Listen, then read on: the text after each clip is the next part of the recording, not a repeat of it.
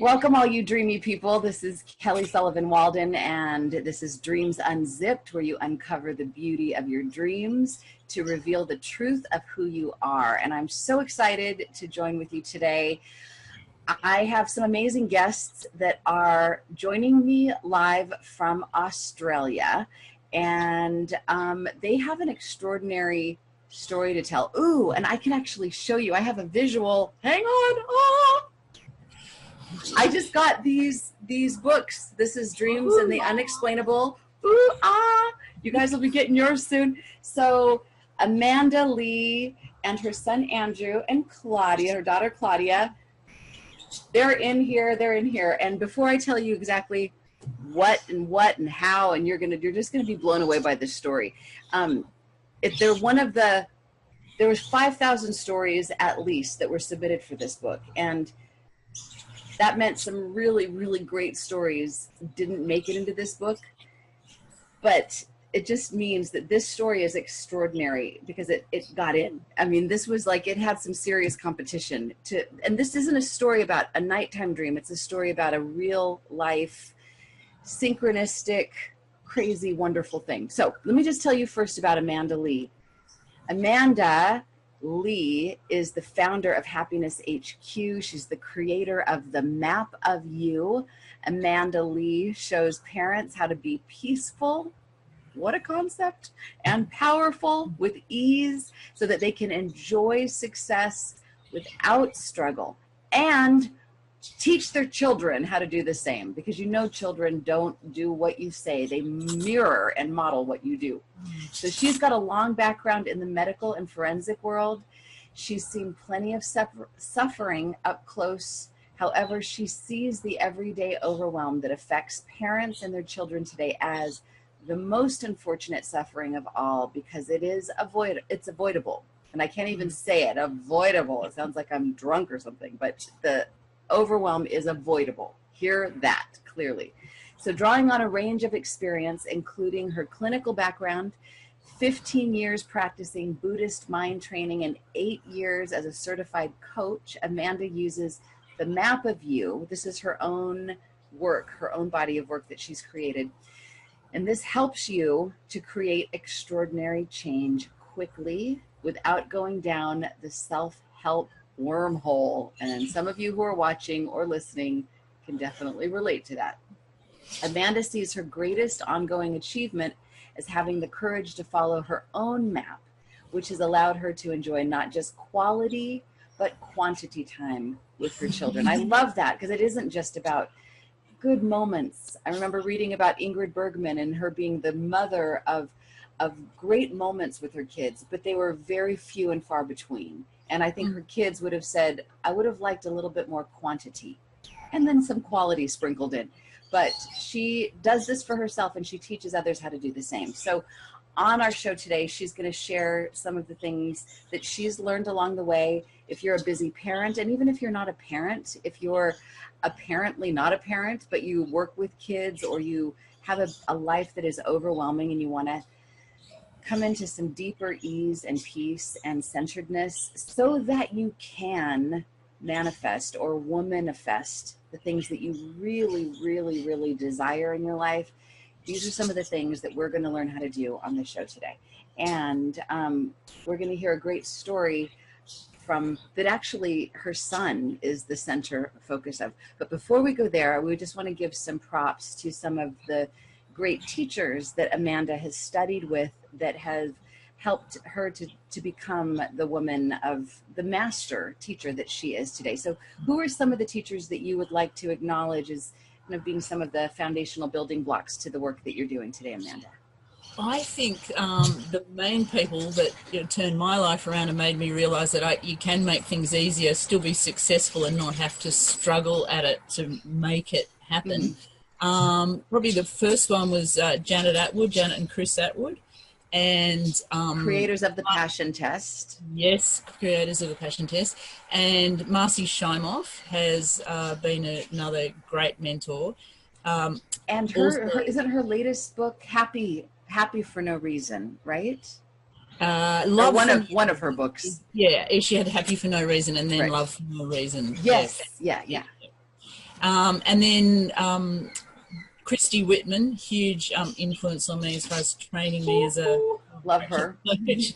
And Sue Morter, phenomenal. She has had phenomenal impact. And so you've studied for 15 years Buddhism, lots of different teachers, yeah? Yeah, I've followed and practiced Tibetan Buddhism. I don't call myself a Buddhist, but I definitely, that's the spiritual grounding behind a lot of the law of attraction work. And in the map of you, I know that there's an influence too. So it comes from a deep place of serious practice. So it's not just kind of a catchy thing that's a fly-by-night thing. It's got its deep roots. Yeah, that's the thing. Law of attraction can be very surface and materialistic, or it can have a lot of depth and integrity to it. And that's where I'm keen to come from and bring it to people, which I've been attempting to do with my children for many years. And a lot of the time it seems like it pays off. Awesome. All right, well, let's get to it. So one of the stories in Dreams, Chicken Soup for the Soul, Dreams, and the Unexplainable. I know it shows up backwards on here, but it's so pretty. It's embossed, and no, that's not me floating on a cloud. Looks more like Claudia and Amanda mixed together. Your story, I believe it is attraction in action. So, Amanda, give us the overview of what happened here, and then we'll hear a little bit from Andrew and Claudia about their version of what happened. So I think the main thing is to give you a background to why this was so amazing. It started off when Andrew was only 7, he's 14 now. When he got his first skateboard, he very quickly became just a skating, what do you call it, maniac? Yeah. And for several years, like I guess 3 years, we lived, ate and breathed skating in this house. And every night when I was putting Andrew to bed, he'd say, let's talk about P-Rod. And do you want me to explain who P-Rod is at this point? I think you need to explain, because I had no idea. When I first heard it, I'm like, what is a P-Rod? It sounds like it's a thing, not a who. So please describe P-Rod. At the time, and still is one of the best skateboarders ever, like of all time. In the world? Yeah, not in the world, because there's so many different types of skating, and you can never really finish skating because there's just unlimited tricks. But probably he's up there. Yeah, he's like there. One of the best. When in all the big competitions, had heaps of contracts signed with big companies like Nike SB. Yeah, he had heaps of sponsors, still does. Now he owns his own skateboard company, and yeah, at the time, and still is my favourite skateboarder. All-time hero. So at night, instead of having your mom tell you a bedtime story, you would tell her a bedtime story. Let me tell you the latest and greatest about P-Rod. Here's what I found out today.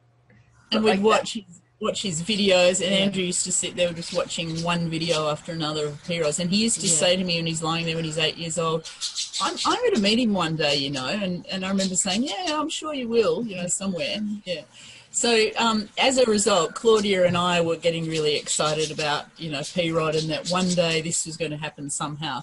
So then when Andrew was 10, I had the opportunity to come over to the States to a conference and then to do work with you, of course, Kelly. Of course. And the filming with Dana. And I'll never forget the moment as we were going down our many stairs. Andrew had this huge suitcase and he was wheeling it along, and he turned around and said, "Hey, Mum, do you think I might meet P-Rod in LA?" And I thought for a second, and, you know, 10, 15 years earlier, I probably would have, like most parents, said something. Well, I think I would have said, "Oh, yeah, sure," you know, like pigs might fly or something like that.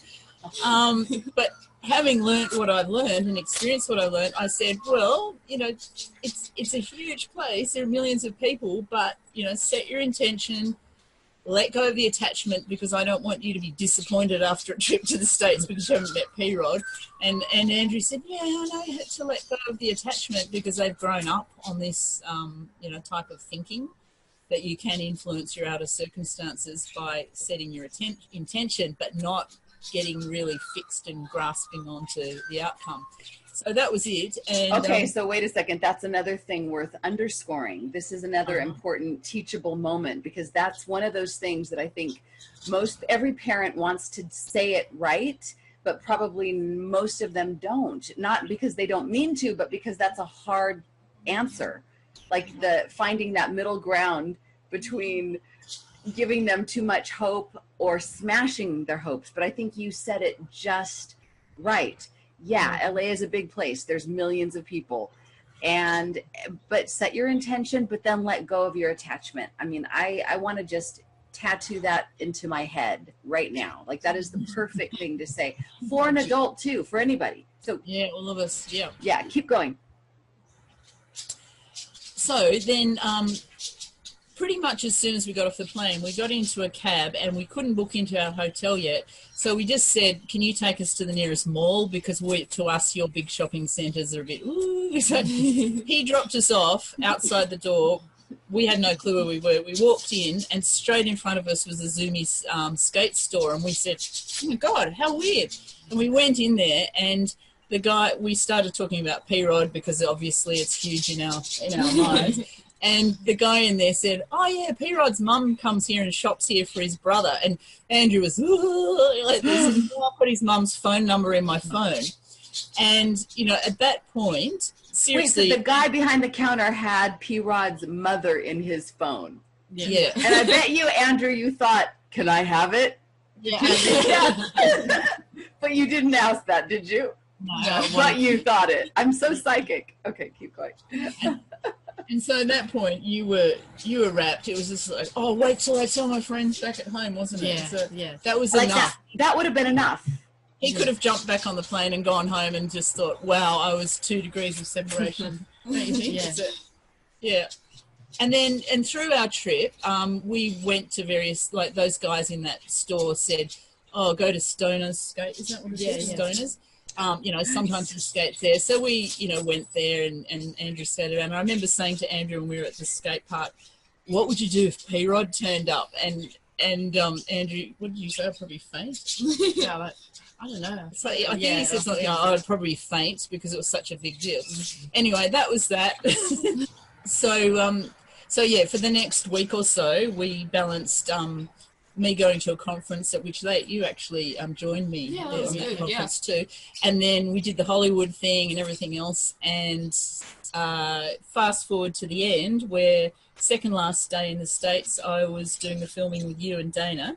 And you might remember, Kelly, way back 6 weeks before, we very carefully put in place that Andrew and Claudia were going to come nowhere near the studio because it just wasn't the sort of place for them, and they'd be much better off with someone taking them out and showing them the sights and sounds of your area. Right. And so that was all supposedly set in concrete. And right. Because it would be Snoozeville. It would be boring to be out in the studio because it's like a giant box out in the middle of the valley, and there's nothing fun for kids. Yeah. There's nothing to do. So it's like, no, you and I will do our thing. Send them somewhere else so they can have fun. If I was them, I wouldn't want to touch this place with a 10-foot pole. So we set it all up supposedly perfectly for them.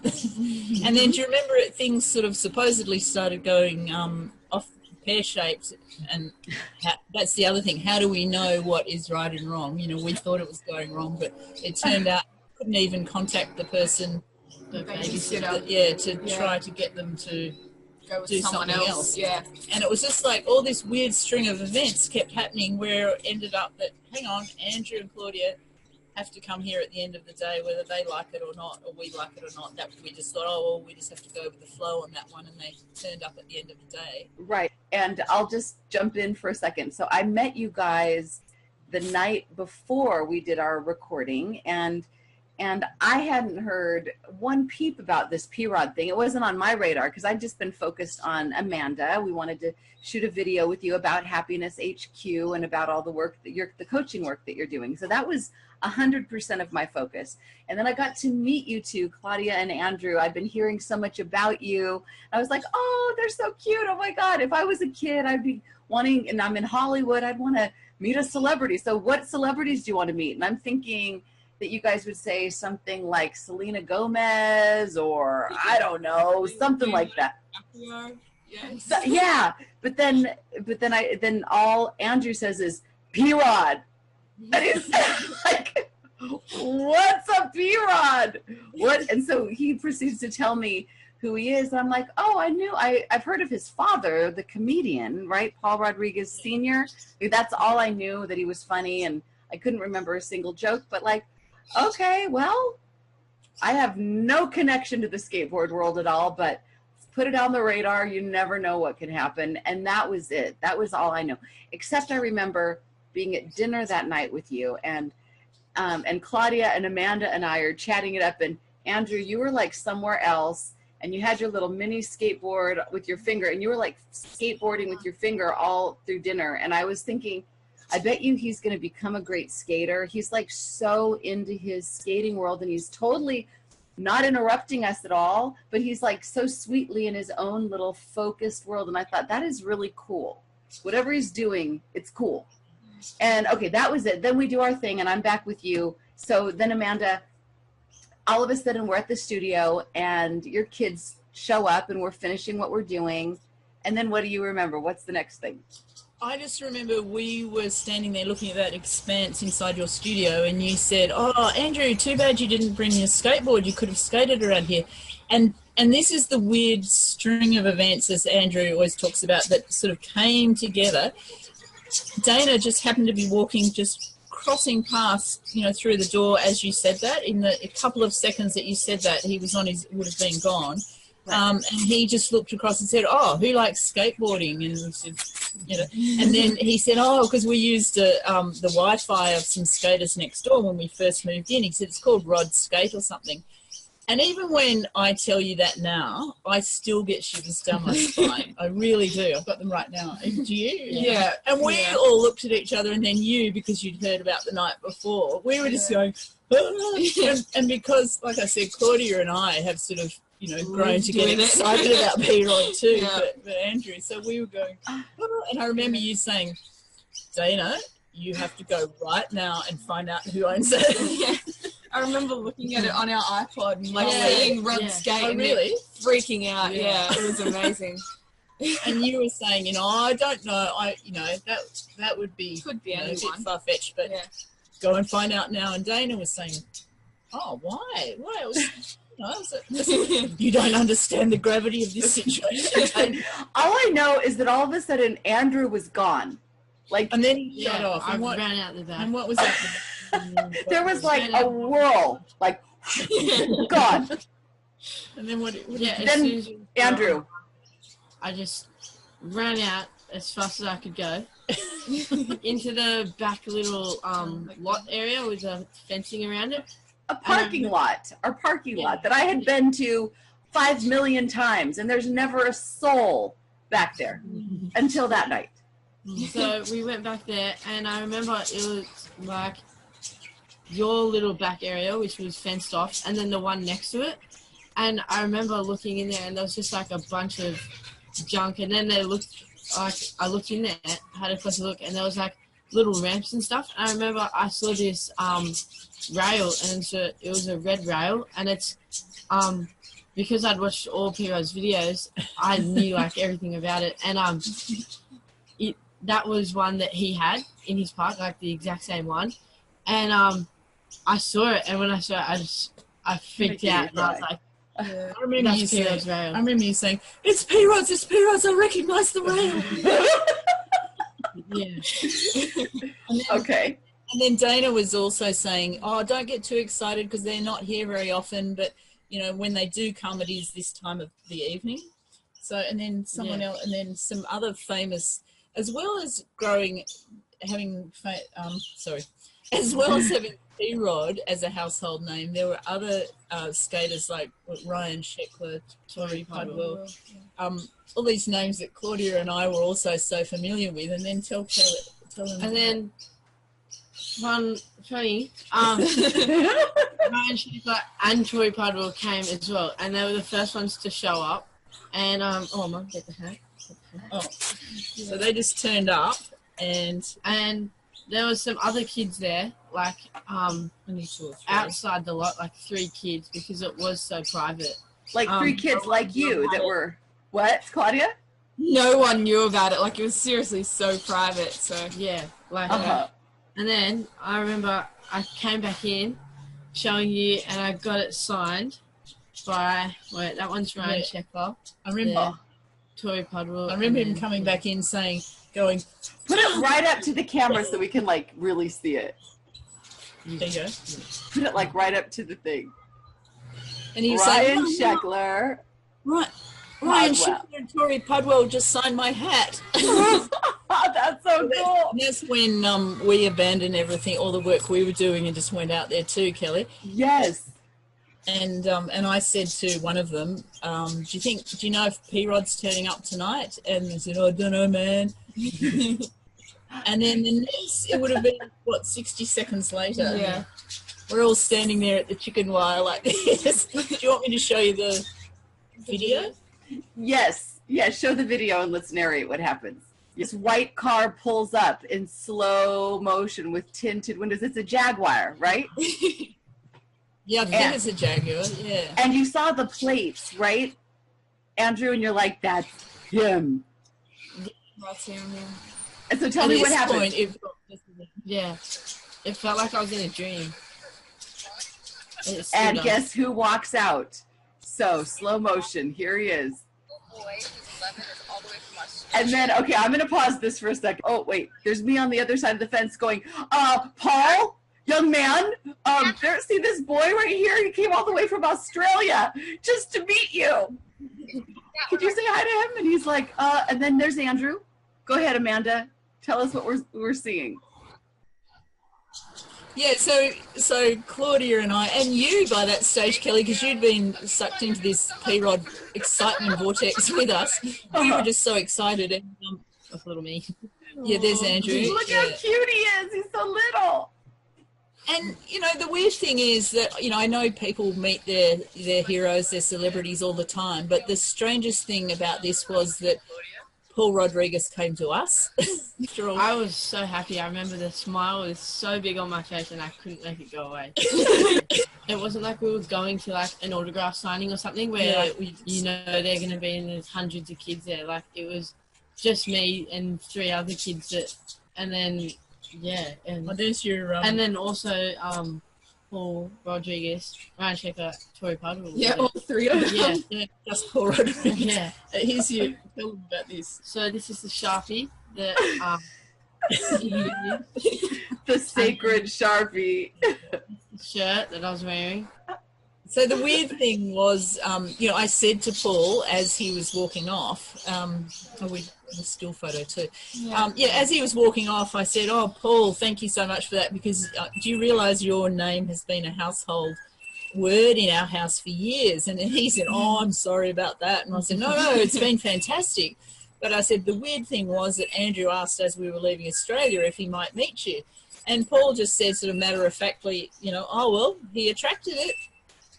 And I thought, wow, that's amazing that Paul was using that sort of language as if it was just every day. Yeah, he attracted it. Oh my God, that was so amazing. So it's been 4 years, 3.5 years. 4 years. Oh, so nearly 4 coming nearly up. 4 years. November, Oh yeah.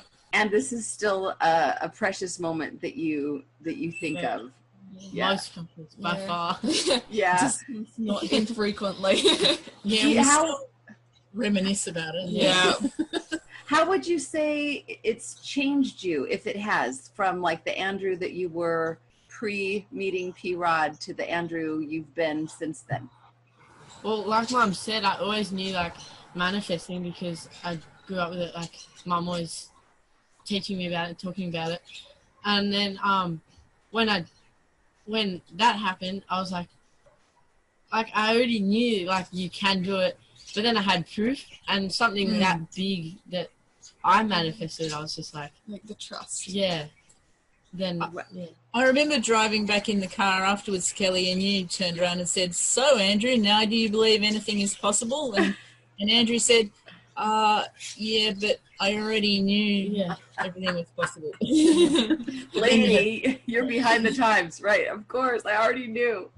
Oh my God. Once I met him, then it wasn't just like words, like just saying you can do everything. Like I actually did. Yeah.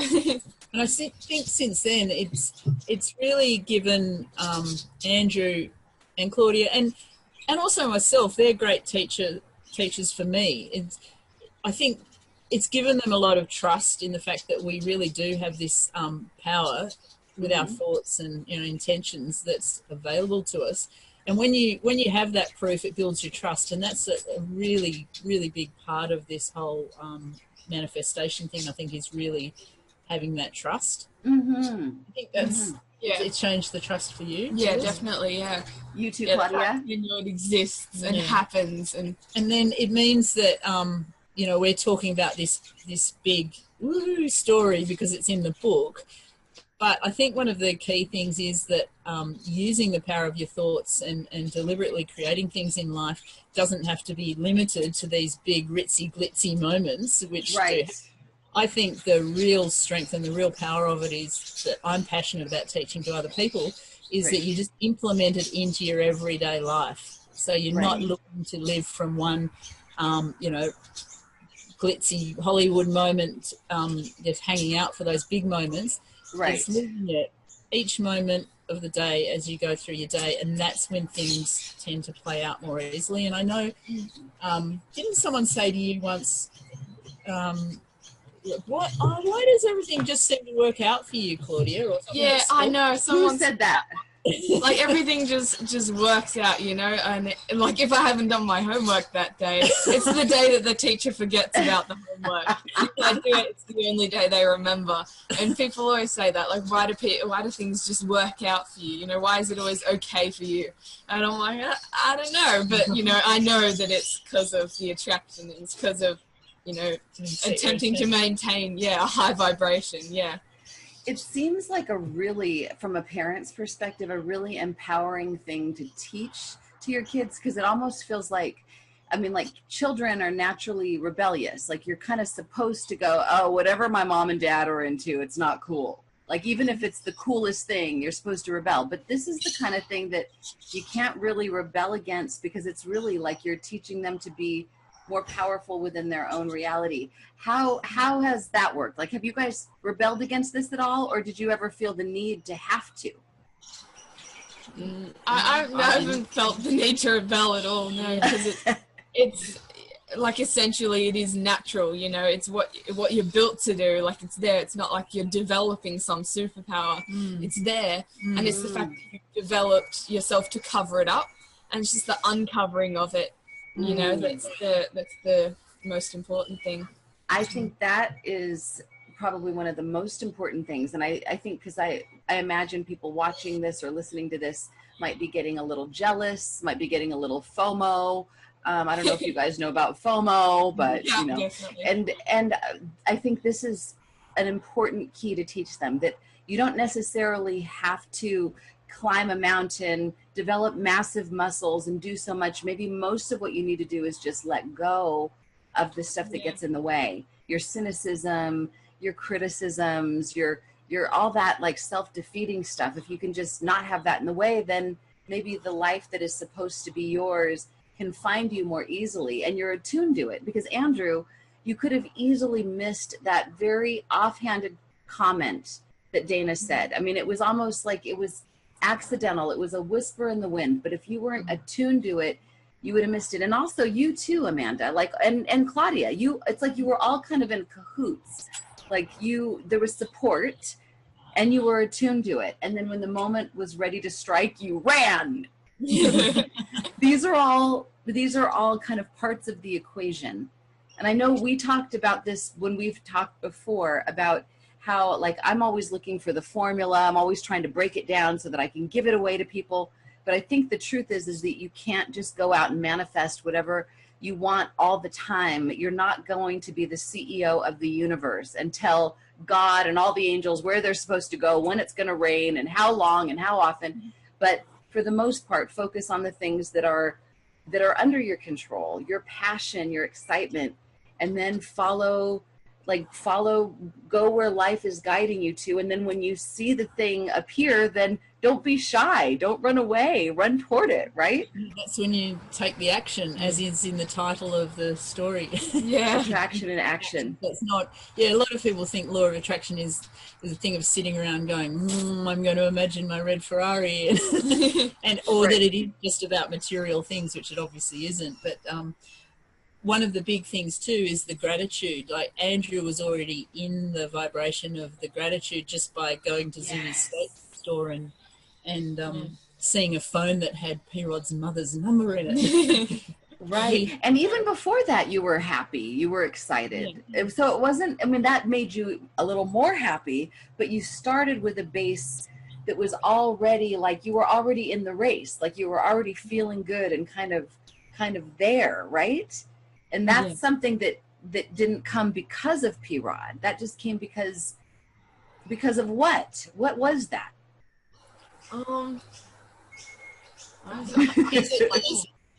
He said to me the other day, I don't know, I'm just always happy. Yeah. So there's some parts of happiness. I mean, some people struggle more with happiness than others. Let's face it. Some people have more of a natural happiness quotient. And some people need to work on it. They need to really go to HappinessHQ, which is Amanda's website, and build up whatever their natural set point is and take it to the next place. And then if you're naturally happy, then there's still a higher place you can go, because that's, in a way, that's kind of the base. And if you don't have that, then I think you can be skilled in all the other things, but it's gonna miss. It's gonna pass you by. And I can totally relate to people who don't have that naturally high happiness set point, because that used to be me. So I can really, and I know that you can raise it. But the key is that you can't force it to be raised. You can't just say, I'm not happy, but I'm going to start thinking positively and think happy thoughts, because that's like trying to struggle your way out of a struggle situation, and it doesn't work. But there are ways, and easy ways, that, as Claudia said, just uncover the natural happiness and the natural power that is there. If you could just get yourself out of the way and allow it to come through. Well, this is one of the reasons, so there's many reasons why I'm excited to share you with my community, partly because it's just a great story. No matter who you are, it's a great story. But also, Amanda, I think as a coach and a teacher, you're teaching people to live at a high vibration, but you're teaching them from a super grounded place. And it might be partly because you're Australian. Most Australians I know are grounded people, but you are, but I like that your background, you weren't like Mrs. Happy, like bouncing off the walls with joy. Like you had to earn it. You had to work at it. And it's like we teach what we most need to learn. You've learned it, and you teach it from a super grounded place, because you're teaching it to people that might really struggle with it. So it's not going to go over anyone's head. So it's practical stuff. And then I also think that you don't really know somebody until you meet their family, and getting to meet your kids and see, like, the proof is in the pudding. The proof is in the P-Rod. Like, you know, it's like you've done the work and the ripple effect is out there. So as we wrap this up, I want people to know that they should check out Amanda Lee's website, HappinessHQ, and the map of you. And there's all kinds of free things that you can get from Amanda's website. Also, she's got some workshops coming up. You can get private sessions with her if you're a mom, if you're a dad, if you're a parent, if you're just somebody who wants to have more success in their career, in their business, in their spirituality. Amanda, Happiness HQ is the place to go to. So as we wrap this up, I want each of you to say one last little nugget of something that you want everyone to know, maybe like, I don't know, your wisdom in a nutshell. Okay, so let's start with you, Claudia. What's one thing that you would like to leave my listeners and viewers with? Yeah, my main thing that's helped me, I think, is start with something small when you're manifesting, especially if you don't already have that trust, you know, that you've built already. Don't go straight out and manifest that huge thing. You can build your trust by manifesting the small things, you know, on an everyday basis. And, you know, the things that, like, sometimes aiming for a big thing, like say P-Rod, you know, feel vulnerable because what if it doesn't happen? But I think the best way to build the trust is to start with something that doesn't make you vulnerable. You know, it doesn't matter if it doesn't happen. And for me, I like just manifesting coins on the ground every day. Like, you know, that's great. Earn a little bit of money and build your trust in the universe. And if it doesn't happen, then it doesn't happen. And it's fine. Let go of your attachment. Yeah. Attachment to it. That is great because it's symbolic. It's symbolic of so many things, that the universe is on your side and you're finding proof of that. And there's nothing at stake. All right. What about you, Andrew? I would say that even if you think you can't do it, like manifesting something as big, like as I did, just know that it is possible. And take my story as an example. Like if someone asked me if I could do that, just thinking of it like, what's the word? Simply, like more closed-mindedly, you would never think that you could do that. Right. Exactly. Kind of just let go of the attachment and just how it's going to happen. Then it can happen. Yeah, letting go of that how, that big old how. Right. How many people just get in their head about, okay, but how are we going to strategize? And I mean, if you did that, you would have missed it. You would have not even heard Dana say, oh, we used to have this little Wi-Fi code, Rodscape. Like, you would have not even heard that. Yeah, exactly. We wouldn't have gone to Zoomies in the first place. I would have been like, go to a skate park or something.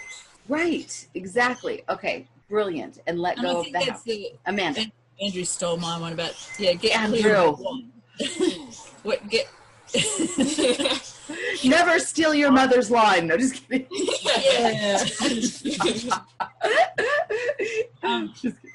So get clear on the what and let go of the how. And so I was listening to Joe Dispenza once again the other day, and he's amazing with this. He's also one of my favorite teachers. And he made a really good point. He said, if something's turning up in your life in the same old way that it usually does and the way you expect it to, then that's not you tapping into this higher consciousness. Wow, somebody's tapping into something back there. What is that? You're in Australia. Is that like a kangaroo gone wild? Kookaburras, are they drowning us out? Kookaburras? Kookaburras. I love it. I love that they're making an appearance. Keep going. It's great. It's auspicious. They're laughing. Yeah. And he said, if it turns up in the same old way, that's not you tapping into your higher consciousness. He said, when you really know that you're tapping into this power that you have and you are manifesting through intention and the power of your thought, is when things happen in the most amazing way that you could never have imagined. You couldn't have worked it out with your mind. And I think that's where P-Rod's a really good, the story is a really good example of that, because Andrew could never have said, okay, so this is how I want it to happen. Yeah. And I think that's the big key, and to stop yourself forcing things to happen, which I think, we all fall into that trap if we're not careful about it, is what you need to do. The takeaway that I would give to people is think, what is it that you would really like to see happen in your life? And then tap into the energy of that. So whatever it is, they say be it to see it. So tap into the energy. If you, even in simple things, like if you want your children to get out the door peacefully in the morning to go to school, then you need to tap into the energy of peacefulness in yourself in order to be able to attract that situation into your life. And if you can't feel that feeling in relation to the thing that it is that you want, find that feeling from somewhere else in your life. You have to be it to see it. That is a keeper. That is awesome. And this will be a shameless plug, but I think if people are like, yeah, but how do I do that? Blah, blah, blah. I swear to God, reading the stories in this book, every single one is inspiring. And I suggest that people read it before they go to sleep at night so that you dream in this miraculous way, that there's stories that are truly miraculous, all from ordinary people that have an extraordinary experience. Not to say there's anything ordinary about you guys, but we're all like there's blood that moves through all of our bodies. Like, you weren't born with like a star on your head that you will manifest, but like these people are from all over the place, and nothing necessarily like the miracle that happened to them before, but they're all stories like this. And I know when I've been in the midst of reading this, I feel like it puts me in the field. So it's one way to do it. I mean, you can do it without reading the book, but it's one way. It's kind of a shortcut in a way, especially if you add to reading it right before you go to sleep, because then it goes into your subconscious mind, prime real estate. You start to really think this way, and then it becomes more automatic. So this has been an amazing conversation and very dreamlike, because I talk about nighttime dreams, but also about how do you live the life of your dreams. And the three of you are really doing that. You're demonstrating that on the level of family, manifesting something that you're really passionate about, and also in your career. So again, everyone check out Amanda's website. You can go to, they can go to the map of you, right? You go to HappinessHQ. HappinessHQ. HappinessHQ, that's happinessheadquarters.com. All right. And until we all meet again, thank you again so much, you guys. Don't take your dreams lying down. Listen to this recording many times so that it embeds in your conscious mind and your subconscious mind. And I'll see you again in the realm of dreams. Thanks, Kelly. Thank you. Bye.